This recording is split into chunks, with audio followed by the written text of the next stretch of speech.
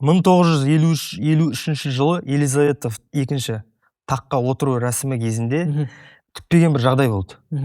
Салтанатты қылышты тарту рәсімі бар оларда. Сол рәсімді Елизавета II келіп, қылышты олар андай қылыш тұратын үлкен алтын жалатылған қорабы бар, кәдімгідей. Соны алып Елизавета II алу керек та. Полный эфир. Андай істеу керек қой, бастарына қоятын. Ол кәдімгі өзінің бір ритуалын істеп, қайтадан орнап қою керек.